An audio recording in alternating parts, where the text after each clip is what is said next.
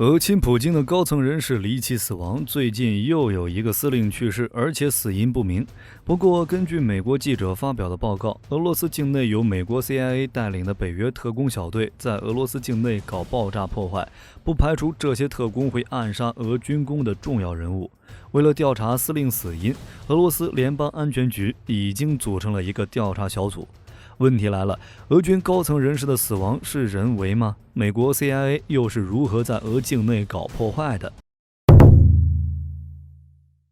最近俄罗斯高层人员去世的事件不少，前俄罗斯地面部队总司令马斯洛夫将军去世，俄罗斯海军造船厂总经理布扎科夫也突然去世，二者皆死因不明，只是前一天还活蹦乱跳，后一天就原地病死，着实有些说不过去。所以就有消息称，布扎科夫是被英国情报机构毒杀的，马斯洛夫也是特工暗杀。为了调查这二者的死亡原因，俄罗斯联邦安全局已经成立了一个调查小组，也从侧面说明这两个人的死亡不是生病那么简单。二者的死亡确实不同寻常，但如果是北约特工暗杀，想要影响俄罗斯的军工生产，那直接破坏工厂和生产设备就行，没必要使用暗杀这种低级手段，毕竟没什么用。马斯洛夫曾任俄罗斯地面部队总司令，后转任俄罗斯驻北约首席军事代表，近几年则是来到了乌拉尔车辆厂。这个乌拉尔车辆厂算是全球最大的坦克制造工厂了，在普京发布部分动员令之后，就开始三班倒作业，生产坦克、火炮等武器装备，加上列宁格勒和阿塔马诺夫卡两个坦克厂。俄罗斯今年能生产200多辆 T90M， 生产翻新500多辆 T80BVM、T72B3M 以及一批老式 T62， 合计坦克产量近1000辆。海军部造船厂的工作主要是生产常规动力潜艇，在布扎科夫去世之前，刚交付了一艘拉达级柴电潜艇。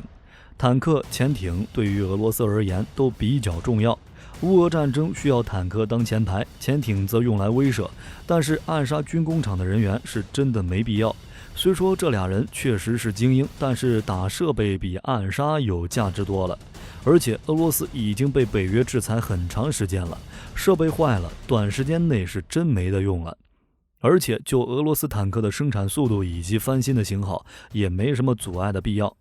2021年全年，俄罗斯的坦克产量一共才有210辆。虽说因为乌俄战争，坦克厂加大马力，但是材料不够，怎么造？俄罗斯3大军工厂一年就只能1000辆，其中大部分还都是翻新的老坦克。上战场之后，乌军一炮就给炸没了。北约多给乌军援助点反坦克导弹，都比暗杀来的直接。所以有没有另一种可能？二者是因为俄内部的政权矛盾问题被杀。在马斯洛夫死亡的前一天，普京原本计划视察乌拉尔车辆厂，但不知道为什么突然取消了行程，这就有可能是发现军工厂的人贪污，把拿来修坦克的钱用来买香槟游艇了，或者是向美国通风报信，东窗事发后选择了自尽。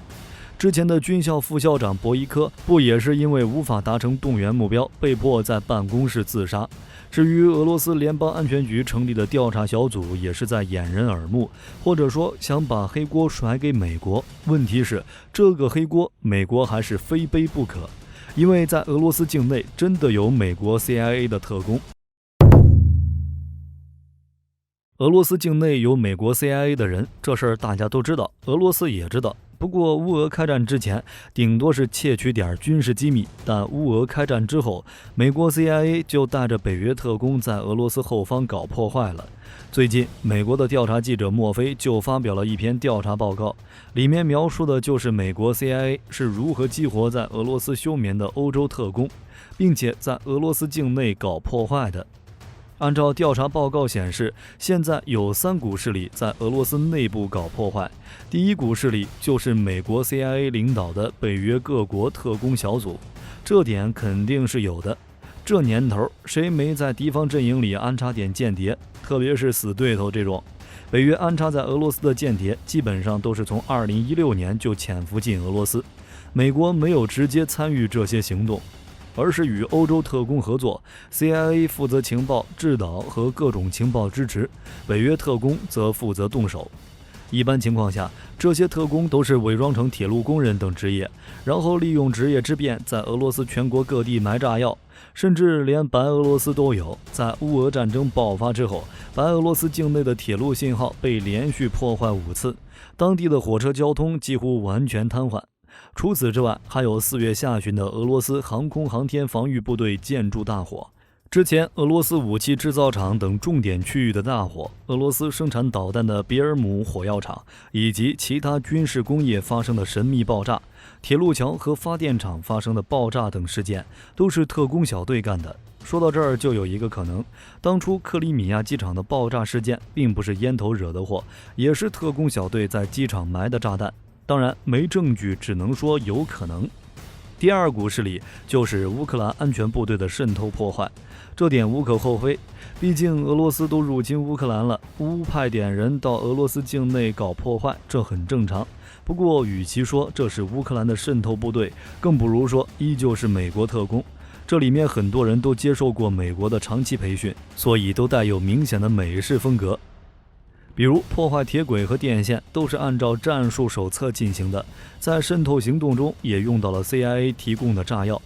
第三股势力就是北约特工小组的自主破坏行动，这一部分的行动不太多，毕竟存在信息不互通的问题，在没有指示的情况下尽量不单独行动，要不然很可能会互相干扰。总的来说，特工小队就是使用各种手段在俄罗斯国内制造动乱，让普京怀疑自己对局势缺乏掌控力，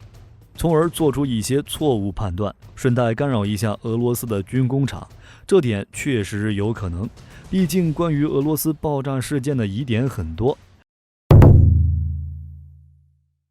关于俄罗斯的爆炸事件很多，而且都是疑点重重。比如前段时间的别尔哥罗德发生的不明爆炸，根据俄罗斯那边的视频显示，爆炸是一连串的，就像是提前埋下炸弹，然后接连引爆。虽说乌克兰表示这是乌军弹道导弹干的，但是每次俄本土受到打击，乌克兰就表示是自己做的，所以乌克兰有可能是主动背锅。而且当时的外媒分析，以乌军的情报能力是做不到这种程度的。所以要么是美军给乌克兰提供了情报，要不就是特工小队干的。然后乌克兰名正言顺地表示，这是我做的，不给俄罗斯留一点舆论操作的空间。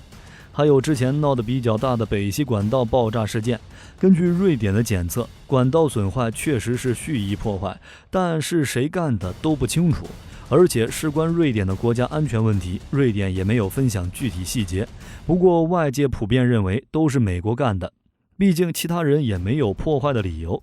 而且关于俄罗斯的天然气管道被炸不止这一次，还有列宁格勒州伏谢沃洛日斯克的一座天然气站发生爆炸，并且发生火灾。注意，这个列宁格勒州它是俄罗斯向欧洲出口天然气的必经之路之一。虽说北溪1和北溪2管道陷入瘫痪，但俄罗斯还可以向欧洲出口天然气，并且很多都是通过列宁格勒州，然后从圣彼得堡向外延伸。如果从阴谋论的角度考虑，美国确实有可能为了不让欧洲购买俄罗斯的天然气，从而让在俄境内的特工小队炸毁管道。当然只是猜测，毕竟没什么证据。总的来说，就火力军来看，爆炸事件有可能是美国干的，用来干扰俄军工企业的生产，但是暗杀高层人士，火力军认为不太可能，因为乌俄开战之后，俄高层人士、商业巨头死亡的太多了，而美国暗杀这些人完全没有意义。比如俄罗斯香肠业巨头、地方议员安托夫，俄罗斯房地产大亨泽列诺夫，莫斯科航空研究所前所长杰拉什钦科，俄能源巨头远东发展集团总经理佩乔林，俄罗斯卢克石油公司董事会主席马加诺夫都是突然死亡，所以有可能是俄罗斯内部矛盾和内部斗争导致的。